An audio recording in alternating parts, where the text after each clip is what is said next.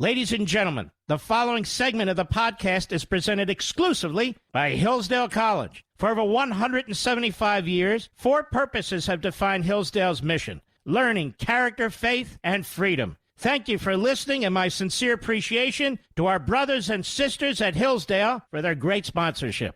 He's here. He's here. Now, broadcasting from the underground command post, deep in the bowels of a hidden bunker, somewhere under the brick and steel of a nondescript building, we've once again made contact with our leader, Mark Levin. Hello, America. I'm Mark Levin. Our number is 877-381-3811, 877-381-3811. I want to read you a letter, hot off the presses, from American First Legal, that was sent to the Inspector General of the United States Department of Justice today, Michael Horowitz. And when I get into the heart of the letter, you'll see why this is important. This is a letter that is written by or signed by Reed D. Rubenstein, Senior Counselor, Director of Oversight and Investigations, American First Legal Foundation. This is important. It reads as follows. Dear Inspector General Horowitz, American First Legal Foundation is a national nonprofit organization. Our mission includes promoting government transparency and accountability by gathering official information, analyzing it, disseminating it through reports, and so forth. Whether the President and agencies he directs, including the U.S. Department of Justice, respect citizens' rights and faithfully execute the laws passed by Congress, are core AFL concerns. The Supreme Court has repeatedly recognized American parents' fundamental liberty interest in and constitutional right to control and direct the education of their children. On this basis alone, the nationwide protest by parents against public school policies and practices regarding critical race theory indoctrination, anti-religious and anti-family gender ideology, and or forced online education and mask mandates are entitled to the most robust federal constitutional protection. Instead, the facts surrounding the Attorney General's memorandum of October 4, 2021, which we've discussed at length, suggest the Department may be committing federal law enforcement resources to inappropriately prevent parents from exercising constitutionally protected rights and privileges. Now listen to this. Listen to this. Our understanding of the facts is as follows. Bullet. Parents nationwide have protested public school policies and practices associated with, among other things, the teaching or indoctrination of K through 12 students in certain principles of critical race theory and gender-related ideology. Bullet. Key Biden administration stakeholders, including the National Education Association, the American Federation of Teachers, and others, have combined to oppress, threaten, and intimidate parents to chill and prevent them from exercising the rights or privileges secured by the Constitution. To date, these efforts, though extensive, are generally proven ineffectual. Now listen, bullet. In early September, Biden administration stakeholders held discussions regarding avenues for potential federal action against parents with a key Biden Domestic Policy Council official, Jane Doe number 1, and White House staff, John Doe number 1. Stakeholders also held discussions with senior department officials, including at least one political appointee in the department's Civil Rights Division, Jane Doe number 2. Jane Doe number 1, John Doe number 1, and others in the White House separately expressed concern regarding the potential partisan political impact of parent mobilization and organization around school issues in the upcoming midterm elections. Bullet. Upon information and belief, at the express direction of or with the express consent of Jane Doe number 1, Jane Doe number 2, and other Biden administration officials, developed a plan to use a letter from an outside group as pretext for federal action to chill, deter, and discourage parents from exercising their constitutional rights and privileges. Bullet. Upon information and belief, in or about mid-September, work began on development of what became the Attorney General's memorandum. Concerns expressed by department staff included 1, the absence of federal law enforcement nexus and authority, which I have been pounding day in and day out, and 2, the constitutionally protected nature of parent protests. However, Jane Doe number 2 made it clear this was a White House priority and a deliverable would be created. Bullet. On or about September 29. Do you folks remember that I said, I smell a rat? You remember this, Mr. Producer?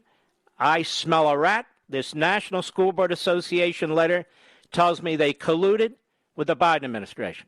I said it behind this microphone and I said it on television. Well, voila. This is important. Bullet. On or about September 29, citing legal authorities including the Patriot Act, the National School Boards Association made public a letter demanding federal action against parents, citing authorities including the Patriot Act. The justification for federal action included, among other things, parents were, quote, posting watch lists against school boards and spreading misinformation that boards are adopting critical race theory curriculum and working to maintain online learning by haphazardly attributing it to COVID-19, unquote. It is not yet clear whether and to what extent drafts of the letter were shared with Biden administration officials, including Jane Doe number 1 and Jane Doe number 2, and whether changes were suggested or made by them prior to the ostensible public release date. On October 4, that would be 5 days later, and that's what raised suspicions with me. But certainly I didn't have these details. The Attorney General's memorandum was made public. The short time frame between the September 29 letter and the Attorney General's memorandum suggests that either the entire matter was pre-coordinated and the September 29 but pretext, which I said, or that the normal clearance process and standard order both within the department, including legal sufficiency review by the Office of Legal Counsel, Civil Rights Division, Criminal Division, Office of Legal Policy, and other components, and between the Department and White House Counsel's Office and Office of Management and Budget were bypassed or corrupted. You see, the point of this letter is, in this particular bullet, there's no way this could have been processed this fast. No way, if it was done legitimately. Bullet. On October 5, there was a follow-up call involving, among others, the White House Counsel's Office, Jane Doe number 2, and many other Biden administration political and career officials. The briefing included how to talk about equity initiatives, to avoid liability for violating discrimination laws, and critically, to hide equity measures, initiatives, and action from Freedom of Information Act disclosure. The intention, it seems, is to evade public scrutiny of these Biden administration activities. Accordingly, remember this is written to the Inspector General, we request your office investigate whether the Attorney General's memorandum was formulated and issued based on improper considerations. At this point, the dangers inherent in the undue politicization of the department's criminal and civil law enforcement authorities and in the corruption of the department's standard order and process should be evident. Therefore, we thank you in advance for your attention to this important matter. Signed, Reed D. Rubenstein, Senior Counselor and Director of Oversight and Investigations, America First Legal Foundation. Further copied on this is the Office of Professional Responsibility, Senator Dick Durbin, Chairman of the Committee on Judiciary, Senator Chuck Grassley, the Ranking Member on Judiciary, Gerald Nadler, the Chairman of the Judiciary Committee in the House, and Jim Jordan, the Ranking Member on the House. Now, we know what the Democrats will do, but I'm reading this out loud. I just received this to alert the nation, to alert individuals on Capitol Hill who listen to this program, that this is an incredible and devious and evil effort, a purely political effort to try and silence parents, grandparents, taxpayers in neighborhoods and communities throughout this country throughout this country, and I said last night on Hannity, well, hold on now. Rather than saying what I said last night on Hannity, how about we come back shortly, and you'll hear what I said on Hannity, because my instincts as a former chief of staff to an attorney general were and are correct. And this is a blockbuster. It is a blockbuster, because obviously American First Legal received information, internal information, which is why they're assigning John Doe 1, Jane Doe 1, Jane Doe 2, that they now have information that, in fact, this was coordinated with the White House, the teachers' unions, the National School Board Association, among others, and the Department of Justice, completely and utterly politicized. I'll be right back. Mark Levin.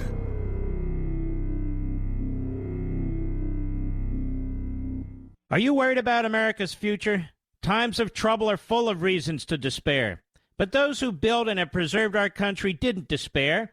And if we're going to do our part, we need to draw on the books, the history, and the ideas that gave our forefathers and mothers strength and inspiration. Hillsdale College was founded in 1844 to teach these things, and it teaches them still today. The great news is that we can all study these things along with Hillsdale College professors right in our homes. Through Hillsdale's free online courses, we can study the history of our civilization, the wisdom of ancient and Judeo-Christian philosophers, and the writings of Shakespeare and Mark Twain. We can reacquaint ourselves with our Constitution. We can learn how the Constitution has been undermined, and more importantly, how it can be recovered. My friends, as we fight in defense of family, faith, and freedom, let us draw on the best of the past with Hillsdale's guidance to save the greatest nation on earth.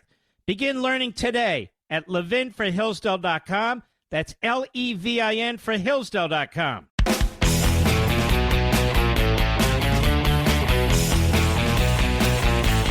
Here's what I said last night on Hannity respecting this move by the Attorney General in his memo. Go. You know, Sean, I served as Chief of Staff to an Attorney General, Ed Meese, during the Reagan administration for some period of time. It never would have crossed our minds to do anything like this. The Biden Justice Department is made up of Obama retreads, the same Obama administration that unleashed the IRS against the Tea Party, you might recall. These people do not believe in civil liberties at all. They do not believe in competition of ideas or competition, period. What Merrick Garland has done here is he's trying to create out of the FBI some kind of East German Stasi. That's what he's doing. Spying on parents, gathering intelligence on parents, tracking parents, a special phone number that they use to report domestic terrorists. So a teacher who's offended or a school board member who's offended or a staffer who's offended can report a parent to their government. And the pretext here is some kind of widespread violence. There's no pattern or widespread violence. That pathetic letter written by the left-wing National School Board Association, they don't even provide a list of crimes that they think are committed. Moreover, the federal government has absolutely no authority whatsoever to even go into a school board meeting, let alone a classroom. These are state and local matters fully. Local police can handle any violence. And I would remind everybody that the FBI did damn little when our cities were burning, when Black Lives Matter and Antifa were brutalizing people, were committing acts of larceny, were attacking our police. The FBI needs to get its act straight. So this is a pretext about widespread violence to intimidate, threaten, and suppress communities and neighborhoods all over the country to comply with the left-wing radical Marxist agenda, critical race theory, genderism, and anything else. It's a cabal of these thug teacher unions, these educational bureaucrats, these Marxist school contractors, and the Democrat Party and the Biden administration. They want to use the criminal division, the national security division, the civil rights division, the executive office of the U.S. attorneys, the FBI, and other entities within the Department of Justice where they have absolutely no authority whatsoever. This memo that Garland wrote, that could have been written by a third grader, he says in here, among other things, what do they want to do? They want to look at efforts to intimidate individuals based on their views? Why would you bring the FBI in for that? They're committed to using its authority and resources. They have no authority to do a damn thing here. They want dedicated lines of communication for threat reporting and so forth, so you can call up your government and report on a parent and send the FBI out to interview people. This is, I said, making the FBI into the East German Stasi. All right, let's stop there. Now, the letter today from American First Legal provides shocking information, specifics to what I was theorizing and underscoring. Again, to remind you, key Biden administration stakeholders from their letter, including the National Education Association, the American Federation of Teachers, and others, have combined to oppress, threaten, and intimidate parents to chill and prevent them from exercising the rights or privileges secured by the Constitution. To date, these efforts, though extensive, have generally proven ineffectual. In early September, Biden administration stakeholders held discussions regarding avenues for potential federal action against parents with a key Biden Domestic Policy Council official, Jane Doe No. 1, and White House staff, John Doe No. 1. Stakeholders also held discussions with senior department officials, that is, Department of Justice officials, including at least one political appointee in the department's Civil Rights Division, Jane Doe No. 2, Jane Doe No. 1, John Doe No. 1, and others in the White House separately expressed concern regarding the potential partisan political impact of parent mobilization and organization around school issues in the upcoming midterm elections. Upon information and belief at the express direction of, or with the express consent of Jane Doe No. 1, Jane Doe No. 2, this is the White House and the Justice Department, and other Biden administration officials developed a plan to use a letter from an outside group.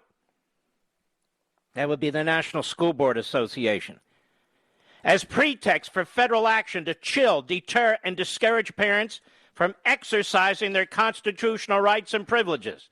Upon information and belief, in or about mid-September, work began on the development of what became the Attorney General's memorandum.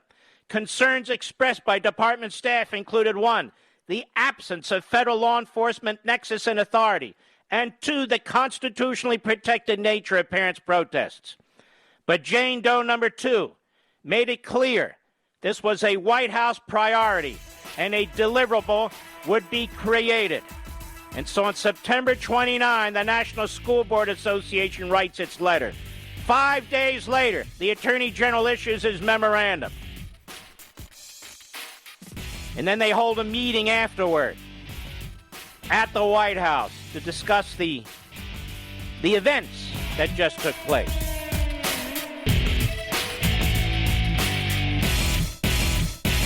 Are you worried about America's future? Times of trouble are full of reasons to despair. But those who built and have preserved our country didn't despair. And if we're going to do our part, we need to draw on the books, the history, and the ideas that gave our forefathers and mothers strength and inspiration. Hillsdale College was founded in 1844 to teach these things, and it teaches them still today. The great news is that we can all study these things along with Hillsdale College professors right in our homes. Through Hillsdale's free online courses, we can study the history of our civilization, the wisdom of ancient and Judeo-Christian philosophers, and the writings of Shakespeare and Mark Twain. We can reacquaint ourselves with our Constitution. We can learn how the Constitution has been undermined, and more importantly, how it can be recovered. My friends, as we fight in defense of family, faith, and freedom, let us draw on the best of the past with Hillsdale's guidance to save the greatest nation on earth.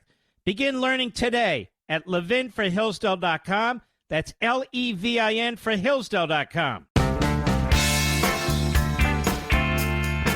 Mark Levin, the research arm of conservative media. Call in now, 877-381-3811. This memo, this conspiracy, this cabal, is one of the worst acts I've ever seen from the United States Department of Justice coordinating with White House officials. This is a shocking, blockbuster story. It'll be ignored by the corrupt media, but it must not be ignored by anybody else. And the American people need to understand that at the direction of the Biden White House, an individual from the president's staff, an individual from his domestic policy council, and an additional individual in a senior political position in the United States Department of Justice Civil Rights Division, coordinating with others, set this entire thing up with the National School Boards Association. I told you I smelled a rat fink, and there's rat finks everywhere. You had two individuals who testified during the course of this week, the Deputy Attorney General and the Assistant Attorney General for Civil Rights, both of whom knew what took place and intentionally misled the United States Senate, the Senate Judiciary Committee. Intentionally misled the United States Senate. At no time did they explain to those senators that this memorandum was the product of a conspiracy between the White House and the United States Department of Justice. That this National School Board Association letter was a pretext, a planned pretext, to unleash the full power of the federal government, unconstitutionally and illegally, against parents throughout America who dared to raise concerns about critical race theory and genderism and all the other issues and all the other poison being fed to your children. This is American Marxism. That's exactly what it is. And they do not intend to give up power easily, and they do not intend to be challenged, and they're out to crush you. Merrick Garland is a dishonorable, deceitful, radical Attorney General of the United States. In a few short months, he's demonstrated that he is the worst Attorney General in my lifetime, bar none. Bar none. He's the one who signed that memorandum. He knew exactly what he was doing. And I told you, as somebody who worked in the Reagan White House and as Chief of Staff to the Attorney General, there was no way that letter could get to the White House and get to the Justice Department and result in a memorandum that quickly without some kind of inside job. No way. No way. And now we know there was no way.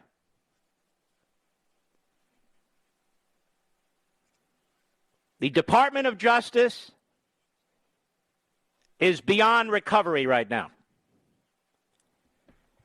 It is run by ideological radicals who will do anything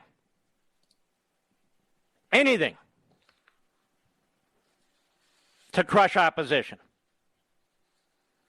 Anything. They are tyrannical. They are rogue.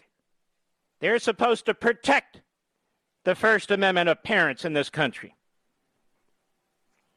They're not supposed to connive and try and figure out ways to prevent people from peacefully speaking and protesting. But that's exactly what they did. Goes all the way up to the highest levels of the White House and the Biden administration.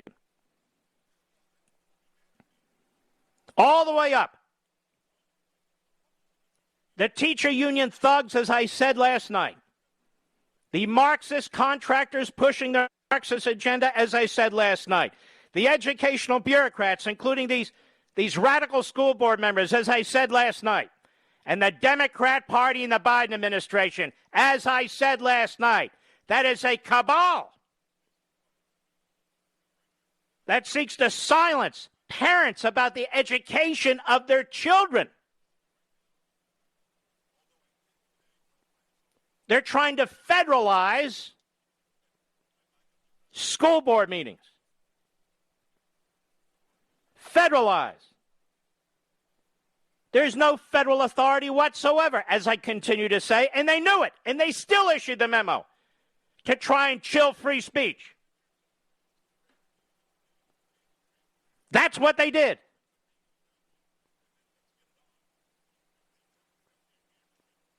And this Merrick Garland signed the memo. Put his name to this memo. It's an entire inside job. You now have the federal government of the United States run by the Democrat Party and American Marxists using the power of the federal government to try and intimidate and silence parents and grandparents and taxpayers, trying to prevent them from questioning teachers' unions and elected school boards and superintendents. It's no accident. It's no coincidence that the National School Board Association was assigned to write this letter. It's no accident. It's no coincidence that the National Superintendent Association, or whatever they call themselves, immediately sent out a letter in support of it. It's no accident that the NEA and the AFT immediately endorsed what took place here, because they were involved in it. They were involved in it.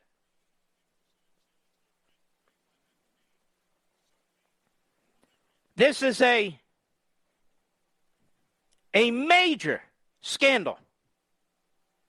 This is a major scandal. What else are they colluding on? The decisions to try and destroy Donald Trump? What else are they colluding on? There needs to be an appointment of a special counsel.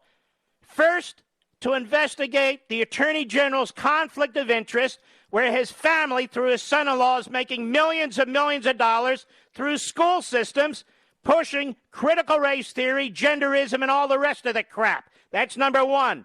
Number two, the same special counsel must now investigate and put these people under oath to find out who was involved in the dirtiest of dirty tricks, coordinating and conspiring, colluding, to send out a memo that had as its purpose, and they knew it had no legal authority, they knew it was unconstitutional, had and has as its purpose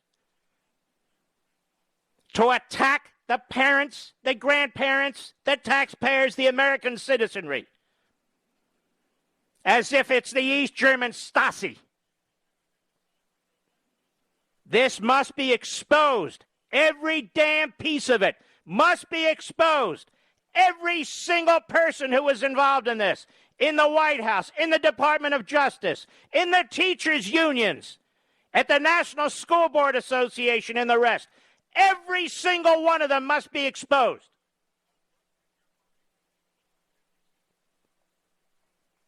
They want to hold on to their power, you see. They said they're concerned about the midterm elections. They're concerned about the wildfire of parents pushing back against this American Marxism. God knows what they think of me, Mr. Producer. Probably have to look over my shoulders from now on. But you understand what I mean, America. Have you ever heard of an administration? Have you ever heard of a Department of Justice conducting itself this way? Ever? This is the same mindset that abused the FISA law over and over and over again. A law that's supposed to be used against potential foreign terrorists, used it against American citizens, used it against a Donald Trump campaign advisor. These are the same people who militarized the FBI with a phony dossier, with their support from the corrupt media. New York Times, the Stalin, Hitler, Castro supporting New York Times. Shocking. No administration should get away with this. None. They held discussions regarding avenues to try and silence what was taking place in school boards. They talked. A key Biden administration domestic policy official, a key White House staff official, a top political appointee in the United States Civil Rights Division, others in the White House, others at the Department of Justice. This is how you lose your country. This is how you lose your country. I'll be right back. Mark Levin.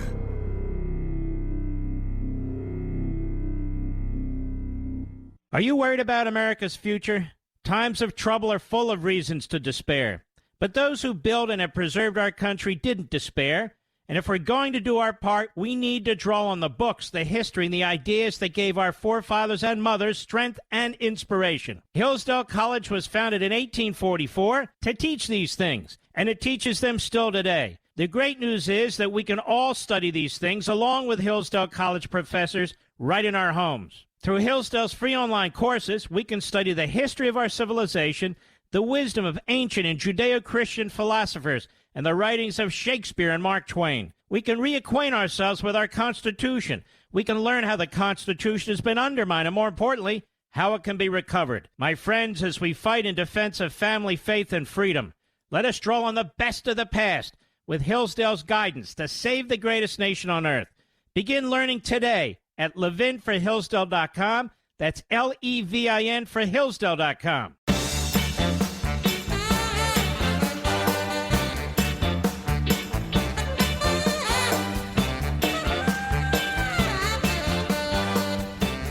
And you watch how the corrupt propaganda press in this country supports this.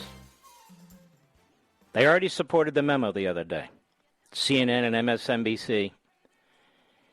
You watch. This is the greatest abuse of power I've seen since I've been in and around Washington, D.C. The greatest abuse of power. To try to attack the American public and silence them with threats for political reasons, using the Department of Justice and all the entities within the Department of Justice, including federal law enforcement. There was a time when the New York Times and the Washington Post and these others would be appalled by this. There was a time when they would be the first ones jumping up in the White House press corps, NBC, ABC, and CBS, questioning the press secretary about such an abuse of power and demanding answers. There was a time when there were Woodwards and Bernsteins. Now they're frauds, in my humble opinion. Nothing like it. This is tyrannical. And the media should want to get to the bottom of it, but they don't. And they never will. Which is why a recent Gallup poll out today shows that they're at their second lowest ebb in modern history. And particularly Republicans hate their guts because we know who they are. Some of you, although not most of you, thought I was kidding about American Marxism. I wasn't, and I'm not. I wasn't, and I'm not. And I've been around too long, serving in a presidential administration in various positions, including at the Justice Department, as you know, to just allow something like this to be a one-day story. This is extraordinary. Absolutely extraordinary. The unethical, if not illegal, conduct by the federal government under the control of the Democrats to violate the First Amendment of the United States Constitution in two respects, freedom of speech and freedom of association. These people are capable of anything. And they want to further empower themselves. And they have now used the United States Department of Justice. The United States Department of Justice to politicize these events. Now, I can think right off the top of my head, you can't use federal offices, employees who are in the federal government on federal time, or any federal resources. You cannot use federal tax dollars, in effect, to advance a political agenda. So we have that as number one. We have that as a potential crime in multiple respects by these officials at the White House and the Department of Justice, including the Attorney General of the United States. And depending on the knowledge of the President of the United States, including him. You cannot misappropriate federal offices, federal equipment, machines, computers, federal time, labor, and misappropriate that for political purposes. That's at least a start. That's the bottom. That's the bottom. There needs to be a special counsel now.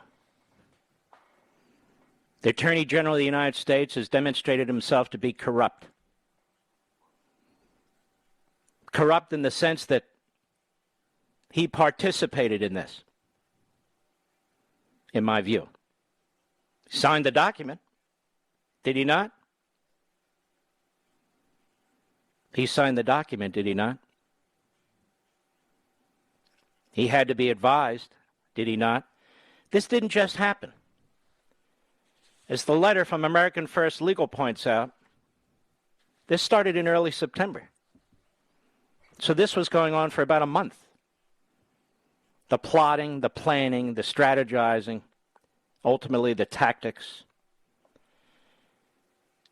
And as this letter points out, they developed this plan to use a letter from an outside group, quote, not the usual suspects, unquote. So in other words, not from one of the union thugs, but from the National School Board Association. That was a nice twist, wasn't it, ladies and gentlemen? That added a nice flavor to it. Nobody ever heard of the National School Board Association, and there they are coming out with a preposterous letter. Preposterous letter. We called it here, that letter specifically looked like it was a setup letter to serve the ball to the Department of Justice. It's an inside job. An inside job. We need to get to the bottom of this. We need to know everybody who was involved in this. People need to be questioned under penalty of perjury.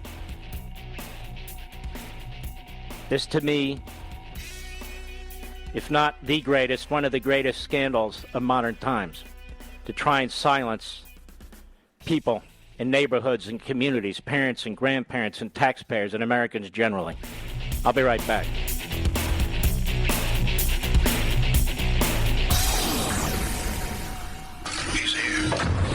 He's here.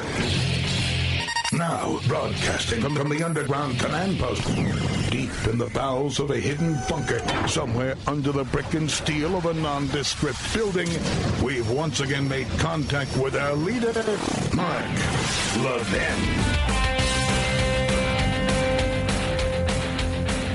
Hello, America. Mark Levin here. Our number, 877-381-3811, 877-381-3811.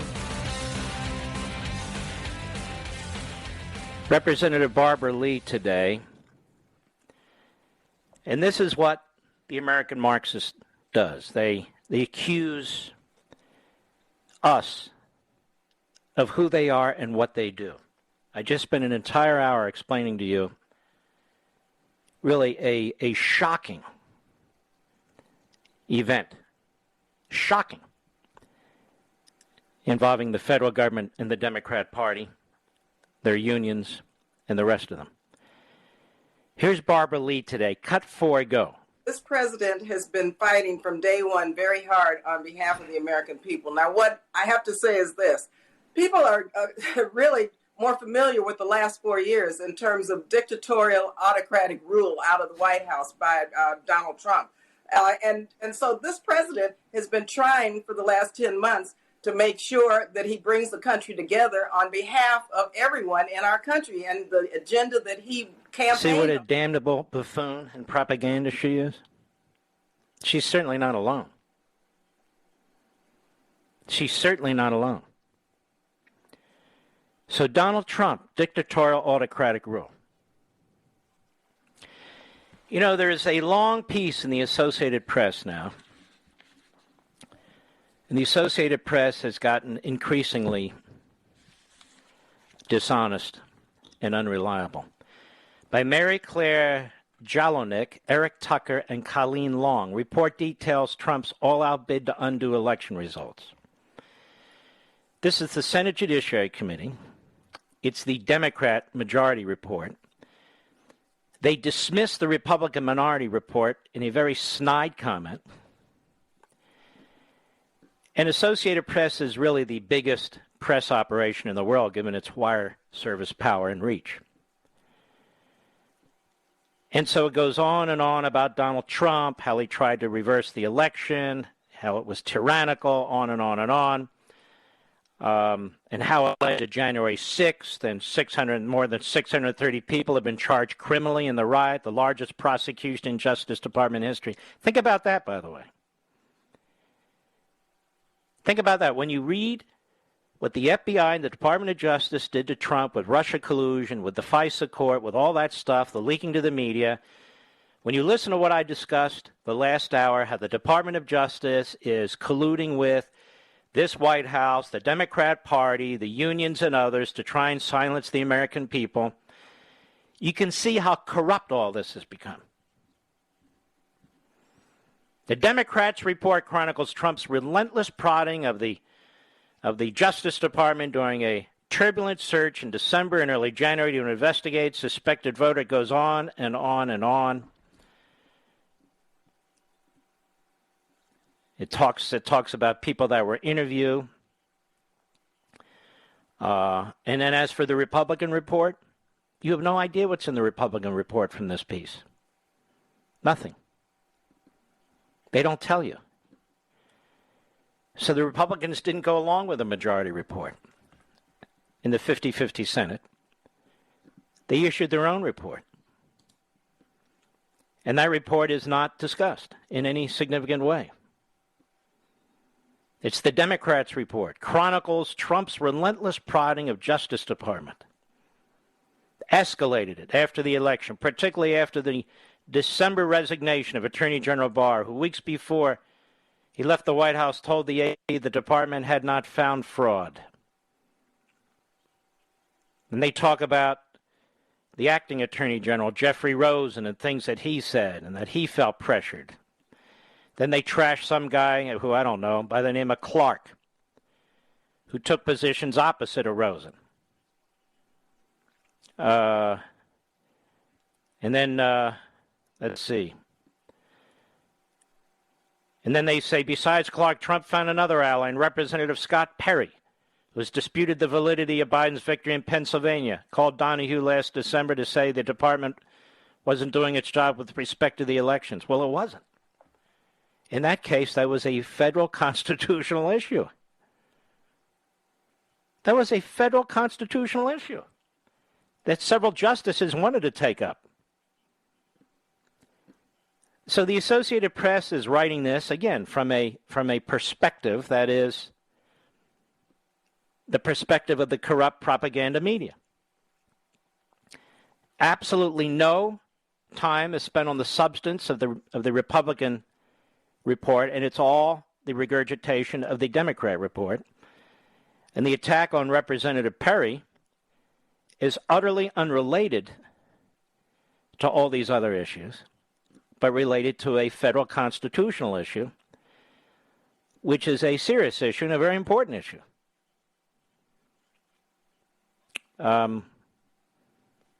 So that's the Associated Press. That's the Associated Press.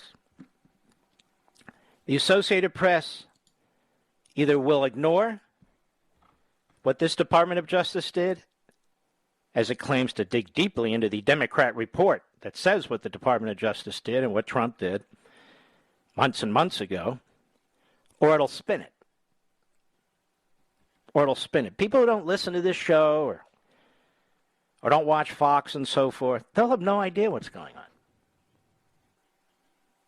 They'll have no idea what's going on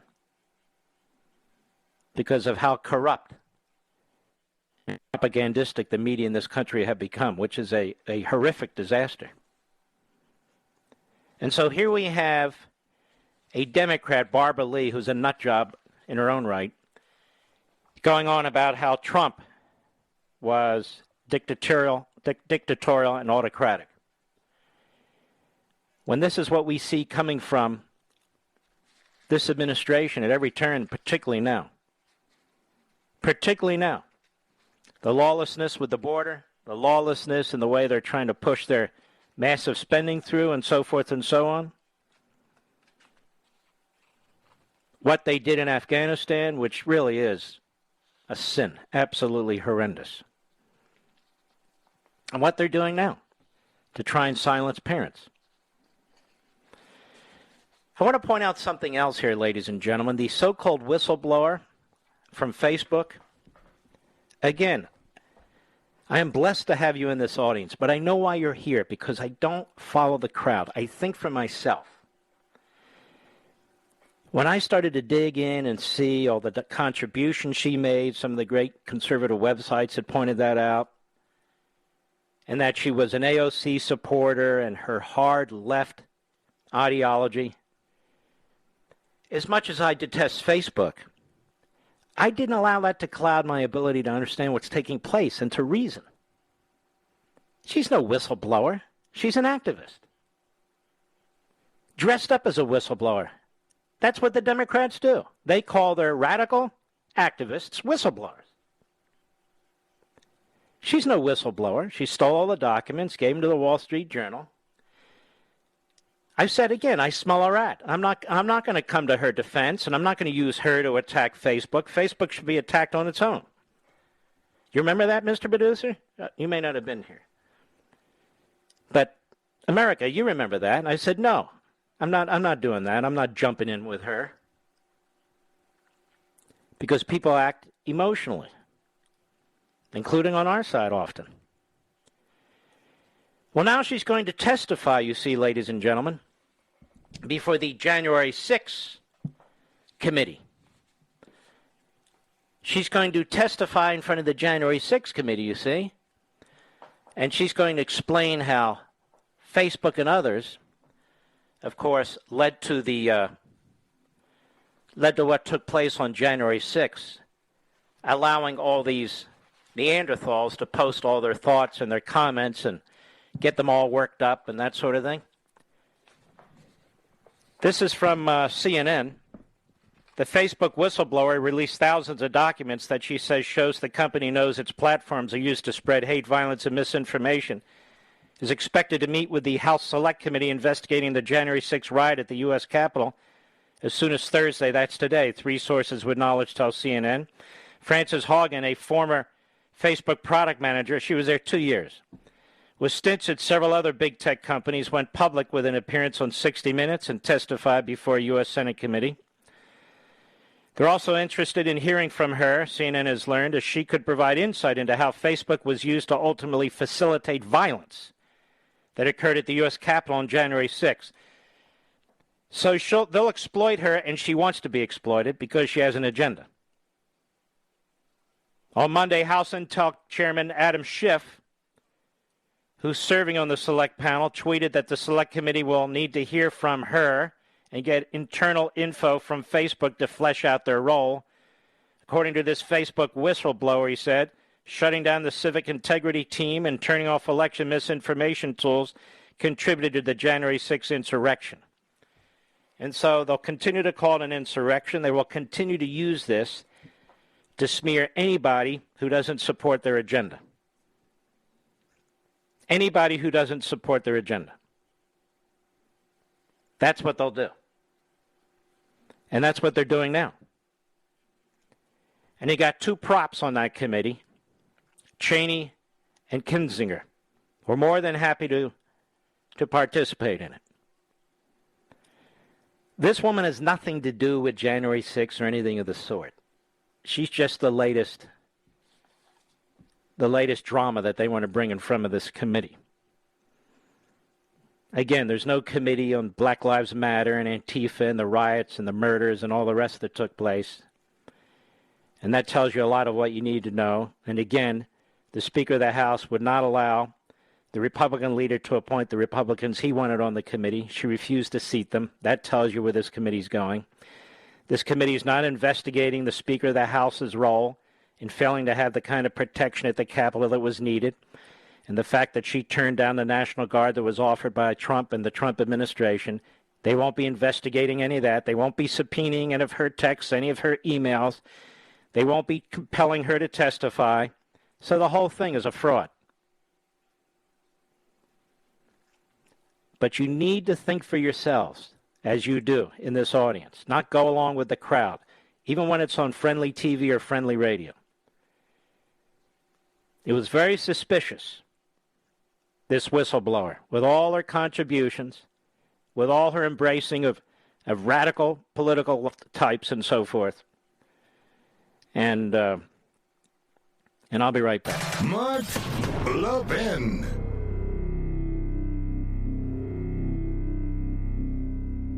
Over 2,000 of you, my listeners, made the switch from overpriced wireless carriers to Pure Talk over the past few months. We want the rest of you to join us and to see what we're talking about.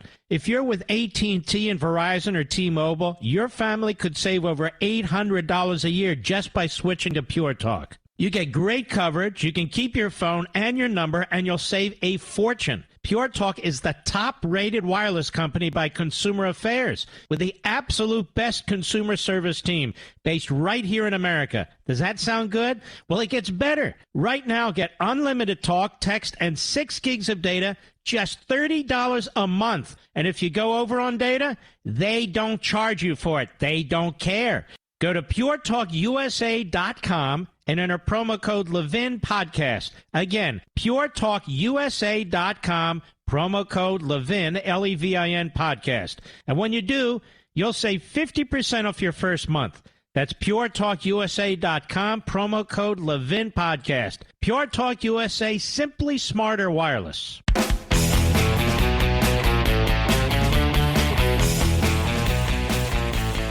I mentioned a little earlier this Gallup poll. They say America's trust in the media to report the news fully, accurately, and fairly has edged down 4 percentage points since last year to 36%, making this year's reading the second lowest in the Gallup's trend. In all, 7% of U.S. adults say they have a great deal, and 29% a fair amount of trust and confidence in newspapers. 7%, a great deal. Newspapers, television, and radio news reporting, which combined is 4 points above the 32% record low in 2016. These findings from a September 1 to 17 poll are the latest in Gallup's tracking of the public's confidence in key U.S. institutions, which began in 1972. Between 1972 and 76, 68% to 72% of Americans expressed trust in the mass media. Yet by 1997, when the question was next asked, trust had dropped to 53%. Now, trust in the media, which has averaged 45% since 1997, has not reached that majority level since 2003. After hitting its lowest point in 2016, trust in the media rebounded, gaining 13 points in 2 years, mostly because of a surge among Democrats amid President Donald Trump's presidency. Since 2018, however, it has fallen to a total of 9 points as trust has slid among all party groups. Partisan trust in the media continues to be sharply polarized. Currently, 68% of Democrats. Why isn't it 100% of Democrats like the media? I mean, they are one and the same. 11% of Republicans. 31% of independents say they trust the media a great deal or a fair amount. The 57-point gap in Republicans and Democrats' confidence is within the 54 to 63-point range for the two groups since 2017, because the media served the the interests and the agenda of the Democrat Party.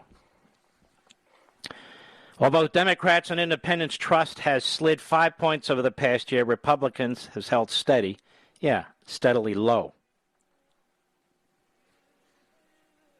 Historically, Republicans' confidence in the accuracy and fairness of the news media's reporting has not risen above 52% over the past quarter century. At the same time, Democrats' confidence has not fallen below the 2016 reading of 51%. For their part, independents' trust in the media has not been at the majority level since 2003. So for Republicans and independents, there's great distrust of the media. For Democrats, there's mostly trust of the media. Now, what does Gallup conclude from all of this? They say just as Americans' trust in the three branches of government is faltering, so too is their confidence in the fourth estate, the media. Confidence in the media among Republicans over the past 5 years at unprecedented lows. After a brief recovery, trust among Democrats and independents early in the Trump administration, their trust has fallen off a little in recent years. And, of course, Democratic trust remains well above where it was before Trump came into office and made attacks on the media a core message of his presidency. It wasn't a message of his presidency. I mean, the Trump presidency and Trump himself had to defend themselves against the media that tried to destroy him, that worked hand in glove with the FBI, intelligence agencies, and other elements of the Obama administration. I mean, that should be abundantly clear by now, shouldn't it? Abundantly clear. People want to know, why the hell did Mitch McConnell agree to this deal at all, to extend the... Why did he agree to extend at all the debt, increase the cap on the debt? I am told two reasons. The rhinos among the Republicans started to buckle, and next week, the National Republican Senatorial Committee, which he controls, is having huge fundraisers at the Breakers Hotel in West Palm Beach. And neither McConnell or the Republican senators benefiting from that event, or those events, those fundraisers, wanted to miss next week. That's what I'm told. That's how seriously McConnell is running the ship on the Republican side. And by now, at least mentally, you should be calling out the phony reporters, including business reporters on radio and TV, who keep talking about how we managed to avoid a default.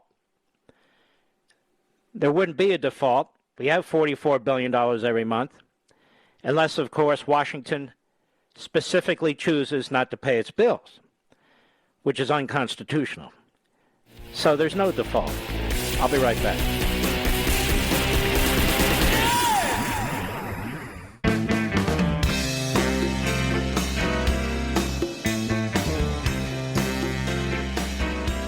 Yes, it's true that Mark Levin is the fastest growing radio show in America. The Mark Levin Show is on at 877-381-3811.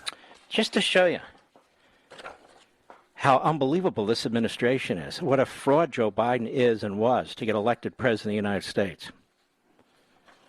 From our friends at Post Millennial. Biden nominee removes thesis on Karl Marx from her resume.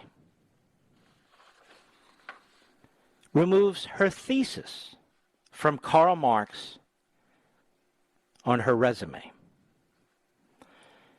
Now, I talked about this woman before. She's a Marxist. She's a flat-out Marxist. On Tuesday, Biden's nominee to head the Office of the Control of the Currency, Salih Amarova, removed her thesis on Karl Marx from her resume. According to the Washington Free Beacon, Amarova listed a paper titled Karl Marx's Economic Analysis and the Theory of Revolution in the Capital on her resume as recently as 2017. Senator Pat Toomey, the ranking member of the Senate Banking, Housing, and Urban Affairs Committee, demanded she hand over a copy of that thesis in a letter written on Tuesday. He said the committee needs to fully assess the fitness of individuals to serve in Senate-confirmed executive and independent agency positions. She reportedly wrote that thesis while attending Moscow State University. I pointed her out 2 weeks ago on a V.I. Lenin Personal Academic Scholarship, But the curriculum vitae, the CV, viewed by the Senate Committee on Banking, Housing, and Urban Affairs, did not list that paper. Toomey demanded that she hand over the original Russian-language thesis in an English version if it exists to the committee no later than October 13. Remember, the Democrats run the committee. He said, to ensure there is adequate time for translation and review by lawmakers, my committee staff reached out to both you and staff at the Office of the Comptroller of the Currency, requesting a copy last month. Unfortunately, we've not received any assurances that the committee would receive a copy of the paper in a timely fashion. I wonder why. I wonder if the paper's a problem, Mr. Producer. She probably slobbered all over Marx. What would cause a Democrat Party administration to nominate somebody like this? Many of you listening to this program, not most, but many, are Democrats. Isn't it time to leave your party? Isn't it time to leave your party? Amarova received criticism for comments she appeared sympathetic or supportive of the Soviet Union-era policies and values. Quote, until I came to the U.S., I couldn't imagine that things like gender pay gap still existed in today's world, she wrote in 2019. She wrote, say what you will about the old USSR, there was no gender pay gap there. The market doesn't always know best. The Soviet Union, there wasn't a gender pay gap. There was genocide. I mean, unbelievable. In a paper titled The People's Ledger, Amarova advocated for ending banking as we know it, which garnered backlash from Toomey. Ms. Averona has called for radically reshaping the basic architecture and dynamics of modern finance, including nationalizing retail banking and having the Federal Reserve allocate credit. Is this not shocking to you? I think it is. I mean, I know we get hit with 1, 2, 3, 5 of these every day, but this is the administration. This is the administration that wants you to believe that this guy's a moderate, that people who oppose them are white supremacists, and so forth and so on. But don't call them Marxists. No. Call them progressives. That's a Marxist right there. That's an out-of-the-closet Marxist right there. Now, what kind of a person would nominate somebody like this if they didn't embrace these ideologies? Exactly. We have got to call this what it is, whether the New York Times, the Washington Post, our neighbors, our friends like it or not. They've got to understand what's swirling around. Now, I know I take abuse, and I'll take more abuse over this. I don't care. It doesn't matter. This isn't, progressivism, activism, democratic socialism. No.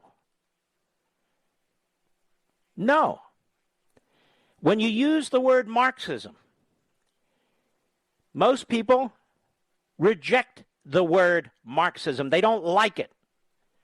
They're familiar with all the hardship that goes along with it.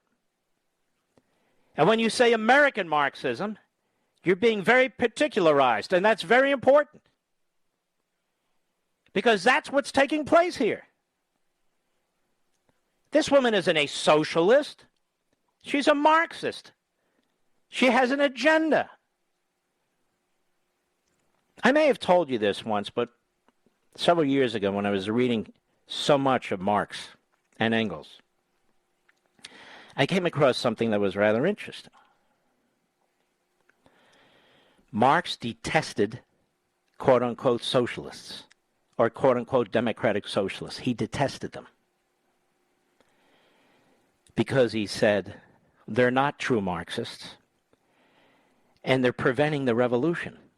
by watering down what it is that he was trying to do and what it is that he argued for. And what has been done in our country in particular is people like Bernie Sanders and others understand you got to change the language. You're not going to persuade people in the most prosperous country and freest country on the face of the earth, at least it was, to surrender their liberties to Marxism. And so now if you bring up Marxism, they try to ridicule you, the white supremacist, you're of the far right. I got it. All the character assassination that goes on. I got it. But so what? So what?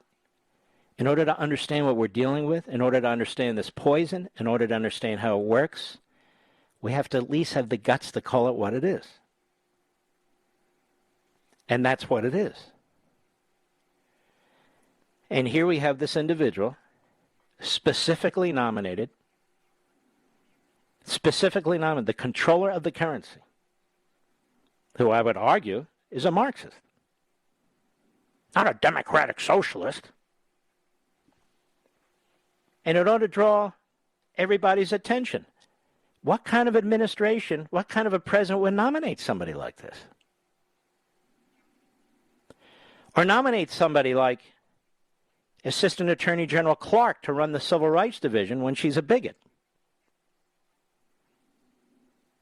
And this is the sort of appointment, these are the sort of ideologues Joe Biden has put throughout the government with the help of Susan Rice and the help of Ron Klain and the help of others who work behind the scenes to push this agenda, just as they do with the teachers' unions and the school boards and everything to silence the American people. This is who they are. Did you ever think you'd see the day when somebody who was on a Lenin scholarship, what was it? Lenin scholarship to the University of Moscow. Let me see here. Lenin scholarship. The Lenin personal academic scholarship to Moscow State University. That she would be nominated to run the office of the currency, to be the controller of the currency, and apparently wrote this big deal on Karl Marx and then excludes it from the information she provides the relevant committee that determines and votes on whether to confirm her or not. And it was apparently in the Russian language originally, original Russian language thesis. And the Republicans, through Toomey, are demanding a copy of it, and they haven't gotten it yet. And by my calculation, it's October 7th, and they wanted it by the 13th.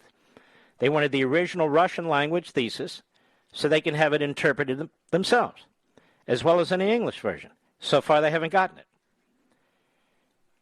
And she's praising the Soviet Union over the United States, over the gender gap. The gender gap. I'll be right back. Mark Levin.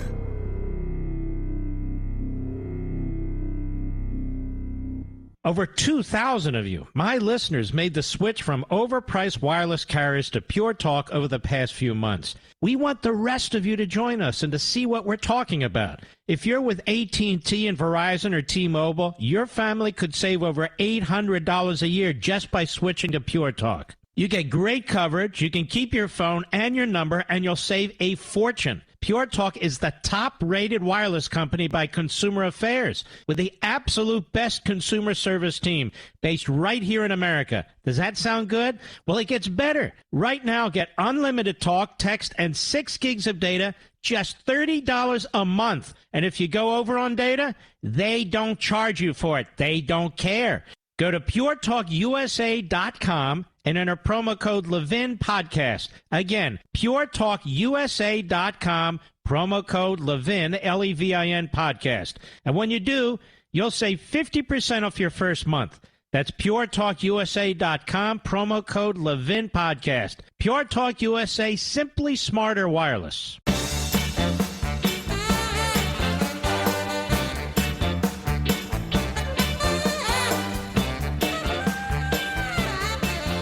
Let's Let's go to Brett, Henderson, Texas, XM Satellite. Brett, how are you, sir? I'm great, Mark. How are you? I'm all right, sir. Thank you. Mark, I won't take up a lot of your time. First of all, I wanted to thank you, because if this republic survives, I think you'll be written kindly about in history. Thank the Lord that there's guys like you that, with that kind of intelligence and stamina, that you're willing to stay in the fight. So, man, we love you down here, and we just appreciate what you're doing for us. Thank you. I wanted to call in real quick and share with you. Yeah. I'm a teacher in East Texas, and, man, I wore out liberty and tyranny in my classroom. I mean, I'm a science teacher. I've taught about everything, and I coach. But it would amaze me all the time as I take excerpts from Liberty and Tyranny, and the kids would always be, well, Coach, where does that come from? I've never heard that before. Oh, that's great. And so it was exciting to see their eyes, because, honestly, in my coaching career, probably the predominant young man that I've had the privilege to coach has probably been African Americans, right, and white kids. And so it's always amazing to see their eyes light up when they see new knowledge and you give them the truth. And so, man, I'm excited about you, excited about your new book, and I'm dying to get that in some of their hands as well. And the good thing about truth is you don't have to play games like the left does. You can just spoon feed it to them straight on, and they love it. So, well, you don't need to get it. I'm going to send you a signed copy. I really appreciate that, and I appreciate you passing on knowledge to these young men and women, because that's what it's all about, not radical anti-American ideology. And I want to thank you very, very much, Brett. Don't hang up. We'll get you a copy. Cheryl, the great WMAL. How are you, Cheryl? I'm good. How are you, Mark? Very well, thank you. Good. Thank you for talking to me. What I wanted to talk to you about, I'm in Loudon as well, and this is with all the school boards. And our local school board here, save a couple. Anyway, I pulled up our sample ballot, and we have 3 amendments, one of which is for, it says it's A, B, C, D, and other facilities as requested by the school board. I've always voted yes to those amendments, and I'm considering voting no. Now, would that do anything? I mean, as far as those people have too much money. I agree. I've written the Board of Supervisors. Of course, their budget's already passed. I don't think the There's Board of 6 to 3 Democrats, and very radical Democrats, as a matter of fact. Yeah, I know. So anyway, the question, I want your opinion, and then after I get your opinion, another quick comment. Voting no, is that going to do anything to help get Well, I don't know, money out of but it seems to me they have enough money, considering what they did last year, which is almost nothing, and considering now they're turning their political guns on the very people who pay their salaries and pay for those facilities. And that's when I started contacting the Board of Supervisors, but it was after April, and the budget had already been... We're going to run out of time, so what is your next point? Okay, real quick, not a question. My beautiful, dear deceased dad, bald, a friend gifted him with this little statuette that said, "The Lord is just, the Lord is fair, to some hair." And Mark, we are so glad you have the brains to help us with this stuff. Thank you. Oh, jeez. You're very, very sweet. Thank you. Thank you all, folks. I very much appreciate it.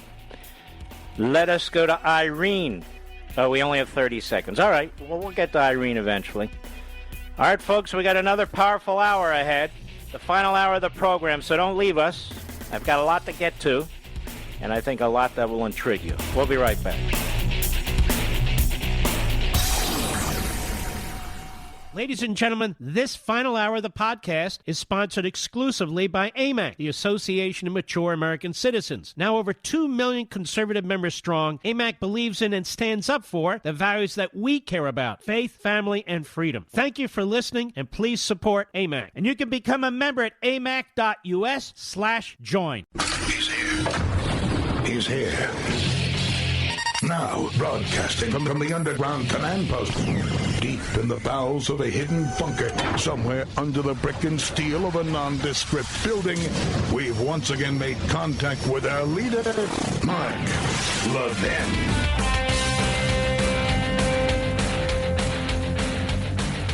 Hello, America. Mark Levin here. Our number, 877-381-3811, 877-381-3811. So,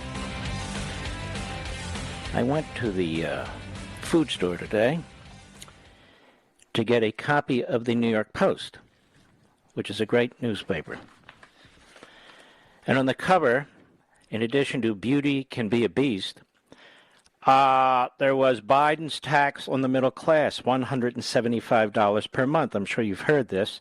True cost of inflation on average American family. Now, $175 a month is over $2,000 a year. Something like that. Or about $2,000 a year. And they're just getting started. Real cost of inflation. They have a whole section on here by the editorial board, which is outstanding.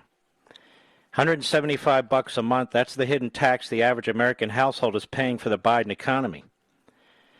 Some of this is indeed transitory, as the Fed officials like to say. I would suggest it's not.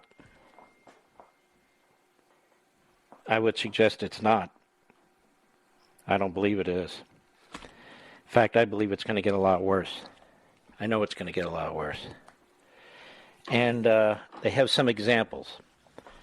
A 12-pack of Pepsi last year was $3.33. Today, $5.95. Now, these are things that most people consume. A dozen grade A eggs, last year $1.25, now $1.50.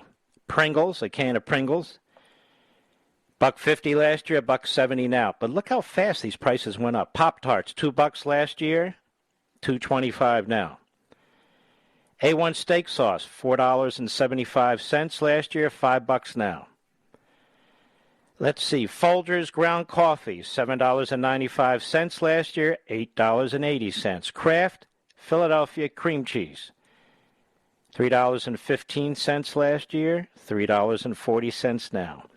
Dove body wash, $6.75 last year, $7.50 now. Ajax cleanser, $1 last year, $2 now. Want to hear more? Meow Mix dry cat food, $4.25 last year, $4.85 now. Kibbles and Bits dry dog food, $10.50 last year, $10.75 this year. 1 pound of ground beef, $4.27 last year, $4.51 now. A pound of boneless chicken breast, $3.39 last year, almost $1 more, $4.24 this year. 1 gallon of whole milk, $3.38 last year, $3.93 right now. Biden wants to spread another $5 trillion, as the New York Post writes, as if the economic laws of inflation don't exist anymore. All that government money will drive up prices even more. And just take one proposed program, a $6.8 billion initiative to give low-income first-time homeowners up to $20,000 for a down payment. We talked about this yesterday. Not a loan, just free money. As demand increases even more than today, the price of homes and then of rents will skyrocket nationwide with free money. Not our problem, say the Democrats. Nothing spending even more money down the road can't solve. Biden likes to argue that the tax increases to pay for all this spending will hit only the rich, but inflation is a tax, a merciless one that's already hitting Americans hard. The price of fuel. Let me make a sad prediction to you. If this keeps up, we're going to have long lines for gasoline. It won't take much for OPEC to do that to us, or the Russians. Last year, this time, we were energy independent, thanks to Donald Trump's economic policies. We're no longer energy independent. The Biden administration is begging OPEC, the Arabs, not to raise the price of oil. And they're also talking about using the strategic reserve. The strategic reserve will not bring down the price of fuel. And it's there for an emergency, not for politics and not for PR purposes. But there you go. That's Biden and his crowd. Everything they touch, they destroy. Everything. I can't think of a single thing in this country that has improved since Biden has become president of the United States. I can't think of a single thing. And they're like a juggernaut, dragging us and pushing us to the edge of the cliff. I know of no economic theory, none, that says when you have already spent and printed trillions and trillions of dollars beyond anything known historically, and the result is the worst inflation in 30 years, that you should spend more and print more. I know of no economic theory that supports that. None. Because there is none. So this is a disaster, these people. They have to be stopped. And so when I saw that Mitch McConnell caved, even into December, I'm like, what the hell is his problem now? What is the problem? Can't these Republicans ever get their act together? Here's the technical thing that's going on here, just so you know. The parliamentarian oddly ruled that the Democrats can come up with 3 reconciliation bills, and they've already used 2 of them for massive spending. So they have 1 left. And so a reconciliation bill, they have to make a decision. Do they use the reconciliation process to spend all these trillions of dollars, or do they use the reconciliation process to spend all these trillions of dollars and raise the debt ceiling? And Schumer does not want to include the raising of the debt ceiling within the spending of the money for a couple of reasons, propaganda reasons. Number one, he doesn't want it to be said in these Senate races coming up that the Democrats raised the debt ceiling and only the Democrats. They want to be able to say the Republicans did too. And number two, they've been lying all along, saying we need to raise the debt ceiling to pay for past expenses. You know, the Trump administration, which of course I've explained is a lie. You raise the debt ceiling for future spending. You're borrowing on current and future spending, not past spending. You pay the debt service for past borrowing on past spending. So they don't want to tie the two together because they've been lying about that all the time, saying, no, this is about Trump and we got to pay the past bills and we're not a debtor nation, all that stuff. So they want to bifurcate the debt ceiling increase from their massive spending. And another thing is when they increase the debt ceiling, they don't want to have a number, 2 trillion, 3 trillion, 1 trillion. They want it to be open-ended. So whatever they eventually agree to, they can borrow. So up till now, the Republicans have said no, but then Mitch McConnell says, all right, you can do it for 2 months. Now, for months and months, the Republicans have held the Democrats to the line. And then McConnell, and I understand some of the rhinos, buckled, and then are going off next week to the breakers in West Palm Beach to raise money for the National Republican Senatorial Committee. That's what they're doing. And so, as all this goes on in Washington, D.C., most Americans don't have any idea what's taking place, do we? No. And the media just want them to get it done. Get it done, support the effort, do that sort of thing. Just get it done. Because the media support a massive deficit and massive spending.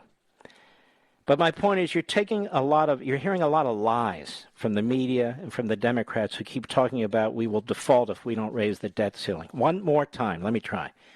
Raising the debt ceiling relates to future borrowing on future spending. The debt service is $44 billion a month. I know, I looked it up.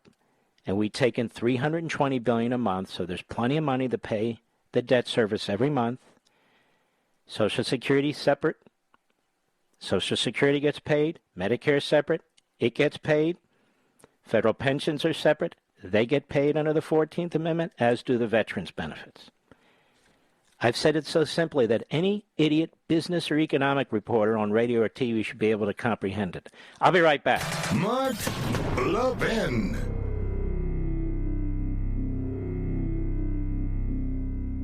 AMAC, the Association of Mature American Citizens, is one of the fastest growing organizations in America, now over 2 million conservative members strong, and I'm one of them. AMAC believes in and stands up for the values that we constitutional conservatives care about. More than talk, AMAC fights. A full-time presence in Washington, AMAC pushes back against reckless spending, disasters like Medicare for All, and the expanding reach of the federal government. And beyond advocacy, joining AMAC gives you access to a wealth of benefits and discounts, including special member-only rates on car insurance, travel discounts, cell phone plans, and a hell of a lot more. And if that's not enough, you'll get AMAC's bi-monthly magazine, full of insightful articles on issues that matter to most of us, we conservatives. As I said, I'm an AMAC member, and you should be too. Join today at amac.us. That's AMAC.us. Stop supporting the liberal agenda that the other 50-plus organization has been pushing for. Join AMAC instead. AMAC.us.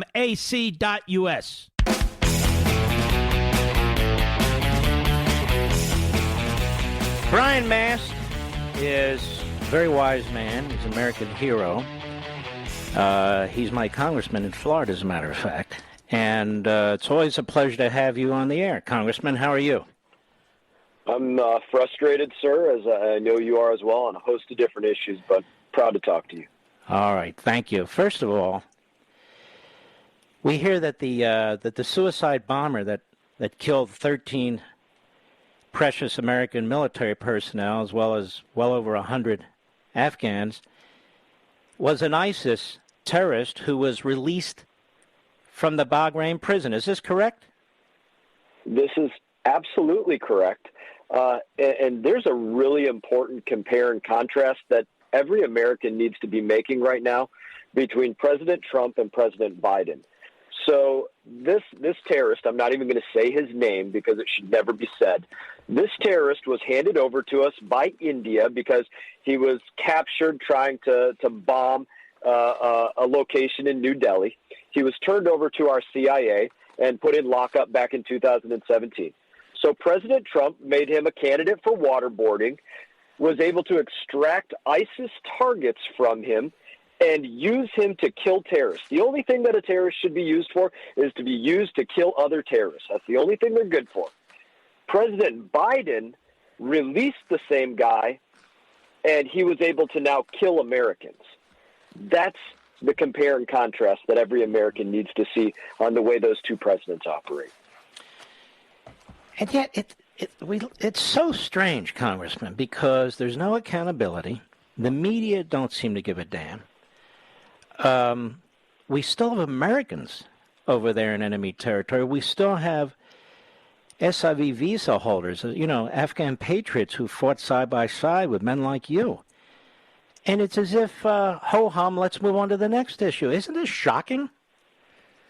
Well, we have that, but beyond that you see every single day is we have folks like Psaki and Biden himself and the Secretary of State Blinken and the generals out there saying, they're still saying, well, we didn't leave any Americans behind, and that was our commitment, and we held to that commitment, and it was a strategic success. I don't know how you say it was any kind of success when we lost 13 U.S. service members and there was 60 to 70 Afghanis killed at the exact same time, but they labeled that as a strategic success. That's the point that they're clinging to, and the media is happy to go out there and repeat their talking points for them over and over and over again. I want to raise an issue with it. This is Communist China. They are threatening Taiwan in ways that are extremely provocative. They've obviously saw what happened with Afghanistan. They do not think Biden has what it takes to stand up to them. They're extremely aggressive right now, and it's each and every day. The Japanese look like they're beginning to build up or respond to this in their own homeland. The Taiwanese are doing their very best. There's a joint task force of ships now over there in the South China Sea with us, with the Brits, I believe with the Australians and so forth. What do you make of this? Unfortunately, I have to agree with China that President Biden doesn't have the grit to stand up to this, but the most important question is why? And the why on that is because he's a political windsock, and the politics on their side refuses to allow them to support freedom, whether it's in Taiwan or whether it's for Tibet or whether it's for Cubans. And I would take you back to a hearing that we had on the Foreign Affairs Committee in Congress where we spoke about this. And let's give some specific examples.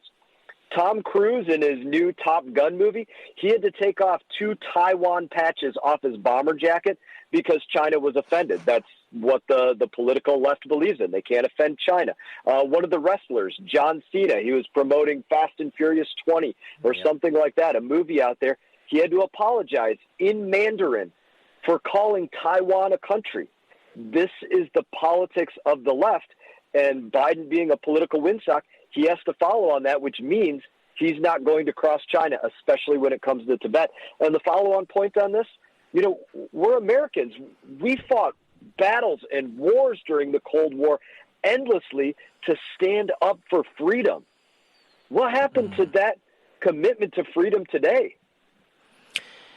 And, you look at the Secretary of Defense, who you're all familiar with now, and you look at the head of the Joint Chiefs. I'm not convinced that they're capable of it. Are you? No. Afghanistan is the most leading example of what we have for military leadership, analyzing the intelligence, making decisions, and deciding to go with a plan of action that resulted in catastrophic failure, greater than probably anything that we've seen since, let's say, the Bay of Pigs, for sure. So would I say I have confidence in that? Absolutely not. I mean, the head of the Communist Chinese military, they got their calls from Milley. He wanted to make sure that they weren't concerned that the U.S. might do anything. I had Gordon Chang on my show the other Sunday, and he said that call went all the way up to Xi. Our commander-in-chief didn't know about it, but theirs did. And that sent exactly the wrong signal to the Communist Chinese. That is, that in the case of Milley and so forth, we were concerned about what they think about us. And I think he's right, don't you?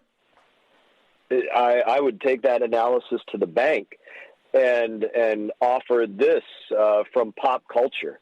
Everybody remembers the old movie The Godfather and Michael Corleone's brother Fredo taking sides against the family, and he told him, never take sides against the family.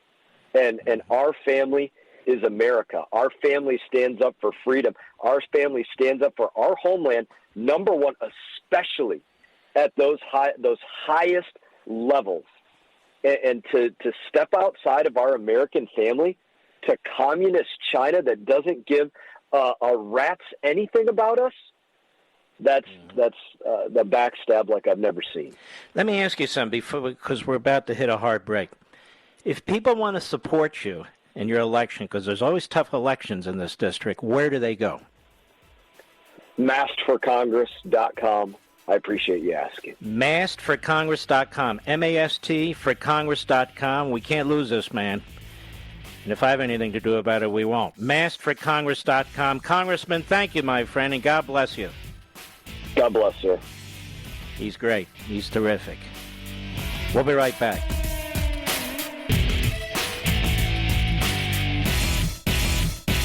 AMAC, the Association of Mature American Citizens, is one of the fastest-growing organizations in America, now over 2 million conservative members strong, and I'm one of them. AMAC believes in and stands up for the values that we constitutional conservatives care about. More than talk, AMAC fights. A full-time presence in Washington, AMAC pushes back against reckless spending, disasters like Medicare for All, and the expanding reach of the federal government. And beyond advocacy, joining AMAC gives you access to a wealth of benefits and discounts, including special member-only rates on car insurance, travel discounts, cell phone plans, and a hell of a lot more. And if that's not enough, you'll get AMAC's bi-monthly magazine, full of insightful articles on issues that matter to most of us, we conservatives. As I said, I'm an AMAC member, and you should be too. Join today at amac.us. That's AMAC.us.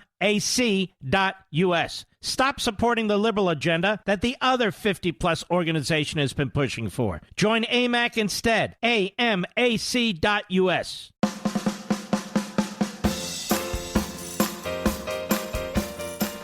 Mark Levin, the George S. Patton of Talk Radio. Call him at 877-381-3811. That's 877-381-3811. Ladies and gentlemen, more people have died of the coronavirus under Joe Biden than Donald Trump. ABC News barely reported this. Everyone else ignored it. This is what the data shows.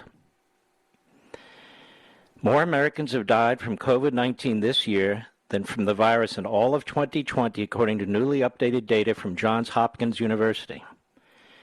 More than 353,000 COVID-19 deaths have been reported since January 1, compared with 352,000 in the first 10 months of the pandemic. And of course, Joe Biden had 3 vaccines to work with. 3 vaccines to work with, which were developed under Donald Trump's watch. Operation Warp Speed, and same with the therapeutics. Now, as we've said here before, Joe Biden said that every death that occurred as a result of this virus was Trump's responsibility. That's what he said, essentially. And notice, not a single death is Joe Biden's responsibility, because he's demanding that people wear masks and get the vaccine. Well, far more people are vaccinated now than they were a year ago when we didn't have a vaccine. And so what about that? One of the reasons he's demanding mandates, as I've explained in the past, is so he thinks he can get a pass. So the same kind of vicious, vile attack that he used against Donald Trump, he believes he will immunize himself, so to speak, so it can't be used against him, but it should be used against him. Every sleazy tactic that was used against Donald Trump should be used against Joe Biden. So more people have died in 2021 than in 2020. And 2021, as you well know, isn't even over yet. It's not even over yet. And then, of course, our friends at the Daily Wire reporting, 2020 saw the largest spike in homicide in 100 years. So, based on Biden's logic, he's responsible for that too. According to new data put out by the CDC yesterday, 2020 saw the largest spike in homicide rates in over 100 years. Between 2019 and 2020, homicide rates jumped by about 30%. Experts say it's one of the largest recorded increases in American history. In 2020, the homicide rate was about 7.8 homicides per 100,000 people, an increase from roughly 6 homicides per 100,000 in 2019. The only larger increase since we've been recording these data occurred between 1904 and 1905, and that was due in large part to better reporting, according to Robert Anderson, head of mortality statistics at the National Center for Health Statistics. So we can thank Black Lives Matter. We can thank Antifa. We can thank the Democrat Party and its mayors and its governors. And now we can thank Joe Biden and, of course, Merrick Garland, who didn't feel that he needed to put out a memo about this, did he? Look what's happening to your country under these bastards. Look what's happening to your liberty. Look what's happening to your property. Look what's happening to your civil liberties. Truly shocking. Absolutely shocking. All right, let's take a few more calls. Ready? Here we go. Miles, New York City, the great WABC. Go. Thank you for taking my phone call, Mark. Let me tell you first one thing. Out of my 4 daughters, the second oldest went to Columbia. She got successfully architecture, but she got so brainwashed that she's the only Democrat in our family, and she's going to get your book wrapped in American flag for a Christmas gift. Now, to my point, I came from Germany 30 years ago, consider myself New Yorker, but I was 25 years in my youth living in a totalitarian regime, and my mother was communist. She was a vice principal of school, later on principal, but during the years, she was on the same level as a male vice principal of the school who was having the other half of the school. She was for the 5th to 9th grade, and he was from the 1st to 5th grade. His paycheck was much bigger than hers. So she was, as a kid, I had so many times complaining that he's getting more money. So much for the communism where there isn't gender inequality, according to the communist that's been nominated for the currency position. I appreciate your point, Miles. Don't hang up. We'll send you an American Marxism copy. I appreciate it very, very much. Let us continue. Peter, Burlington. Is it Burlington, Connecticut, or Vermont? Burlington, Connecticut, sir. I didn't even know there was one. All right, my friend. XM Satellite, go right ahead. Mark, it's a great privilege to speak with you, long-time listener, first-time caller. Thanks. 20-year educator in the public school system here. Mm-hmm. And I remember in 2016 when Donald Trump won, thank goodness, a lot of my friends in my circle, very few in this profession, were ecstatic. And I said then, this is only the beginning. They're going to double down. This education where we work is the last front. They're going to assault us. And clearly they have. And here we are with your book, which is on my desk, currently in my office. And I just continue to encourage and implore people. You need to wake up. You need to start thinking differently. You need to start listening to other points of view because they are coming for us with the CRT, with the mandates, and whatnot. And I've turned that into my own school board where I live, showing up, speaking out, thanks to you and everything you say on your program. Religious listener every night. Can't thank you enough. And I just wanted to call up and just say thank you. There's more of us. We're starting to speak out, and your voice is huge. We appreciate it. Please keep speaking. Please keep writing. And, we're not all kooks out there. No, not in the least. We're dealing with the kooks. And I just hope more and more people read this book. Honestly, American Marxism. I just want people to understand. Look at the comments on Amazon.com. We've never seen anything like this before. Almost 17,000 comments, 5 stars. And look, we've met the goal I wanted to meet, over 1 million. We're headed to 1.1 million. But that's not the point. The point is to spread the word. To spread the word. Like the pamphleteers during the revolution. And before the revolution, spread the word like Thomas Paine. This is the pamphlet. You're the Paul Revere's. It's crucially important. It just is. I can't say it any better than I say on this microphone or on TV, and certainly in the book. The book lays it all out. Let us continue. Let's go to Ray, Phoenix, Arizona, on the Mark Levin app. Ray, how are you? Hi, Mark. This is Ray. Thanks so much for taking my call. And I want to just tell you that, to me, it's like getting a PhD in life listening to you, and I really appreciate all that you do. Thank you. But I wanted to make a few points. Of course, Mark. I wanted to make a few points. I was listening to part of your program, and I always listen to it in the morning. And what the Democrats are doing is absolutely insidious. What they do is what I would call asynchronous warfare.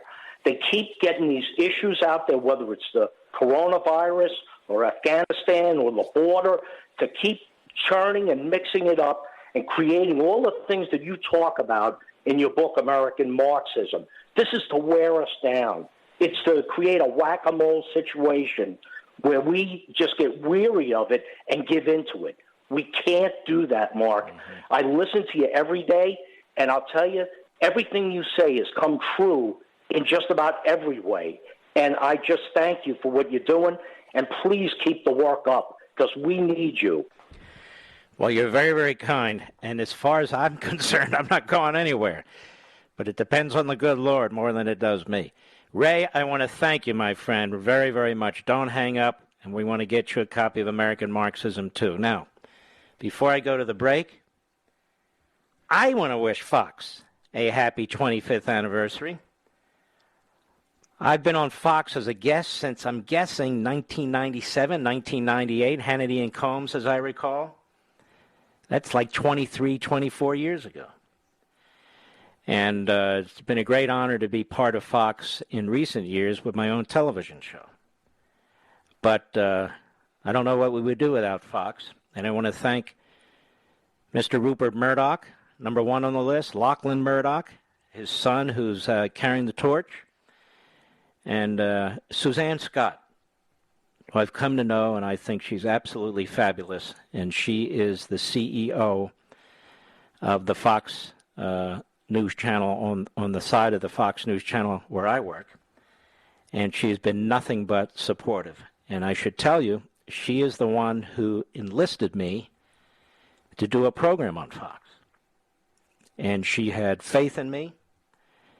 And almost every Sunday night, we are the top-rated show on cable news. And that's because of you, my fantastic radio audience. But I cannot thank the Murdochs, and I cannot thank Suzanne Scott enough. I'll be right back. Mark Levin.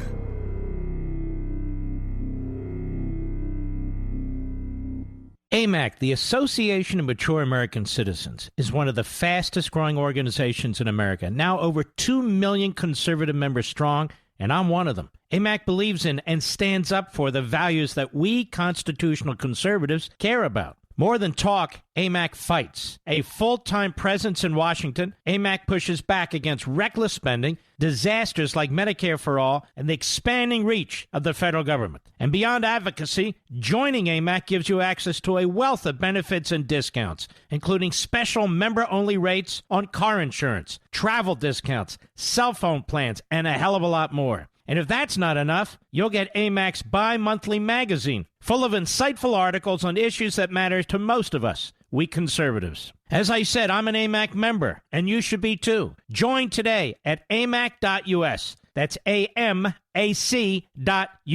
Stop supporting the liberal agenda that the other 50-plus organization has been pushing for. Join AMAC instead. AMAC.us.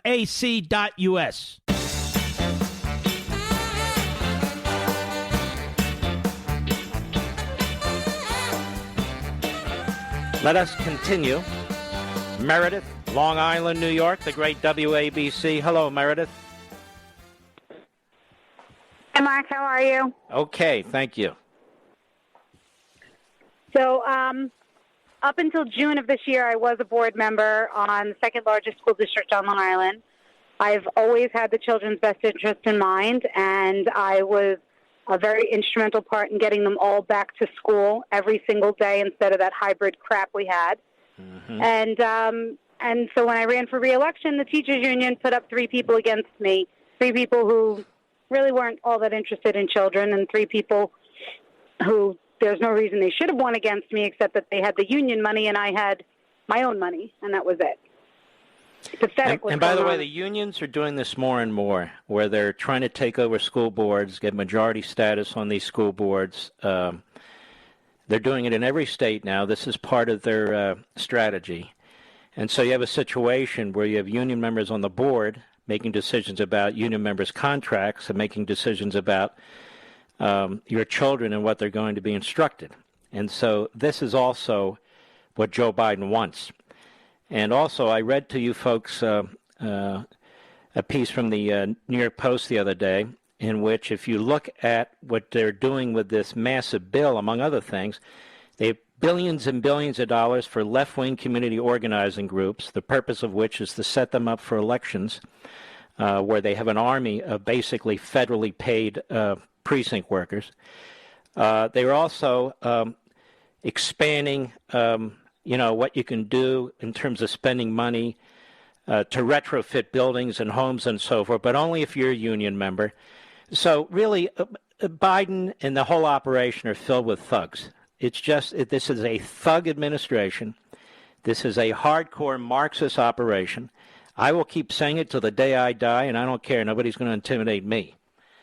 And you have these thugs that run these teachers' unions who think they own these communities. And there they are conspiring with the White House to shut down the parents and the taxpayers. So, Meredith, first of all, I want to thank you for having stood up to them, and I'm sorry they were able to get you removed, but maybe it's time to remove many of them. Don't hang up. I want to get you a copy of American Marxism. Thank you. All right. Let's go to Glenn, Phoenix, Arizona. How are you? Hey, Mark. I'm doing well. Glad I got to talk to you again. So one thing you've been hitting home at for probably the last year or two is changing the nomenclature. And I'll be very honest with you. American Marxism selling 1 million in 3 months. I figured we'd get to 1 million, 6 months, 9 months, right? So what it tells me is you're changing the nomenclature and keep doing what you're doing about the East German Stasi. So the fact that Merrick Garland is sicking the DOJ and the FBI on us, it's telling us that we're winning and we're catching ground here, brother. And I believe that you're at the focal. You're at the focal. You're at the point of this spear here, and you're helping us. I mean, you're changing nomenclature. You've been talking about this for about 1.5 years, 2 years. I don't know exactly when you started bringing this up, but keep doing that, brother, because it tells me the fact that they're using the East German Stasi on us. They must be fearful of what's going to happen next year. I'm talking about at the polls, that we collectively are going to just start speaking. But that's what it is, brother. I have a couple copies of American Marxism. What the teacher said earlier from East Texas, the older gentleman, he was saying about giving away liberty and tyranny. I do that all the time. I mean, I spoke to you about 6 months ago, and I said I try to give out your literature to people because, as that teacher said, that when they hear some of this stuff, they've never heard it. We know them. They don't know us because they don't study us. And but that's where it is, brother. I don't use progressive or any of that stuff. I use American Marxist. Oh, you're an American Marxist. They look at me kind of crazy. What? What do you mean by that? Well, hold on, because I told you this when I called about 6 months ago, and I speak about being a Latino. It's not cool to be Republican. They've shaped the culture. Remember Andrew Breitbart said, politics is... Glenn, I got to go. You're absolutely terrific. Don't be a stranger. Call again. Absolutely terrific. Let's get you a signed copy of American Marxism. Folks, the more people who have it and read it, and the more you spread it, and the more confident I am we will claw our way back. We salute all you heroes out there, and I will see you tomorrow. God bless, and be safe.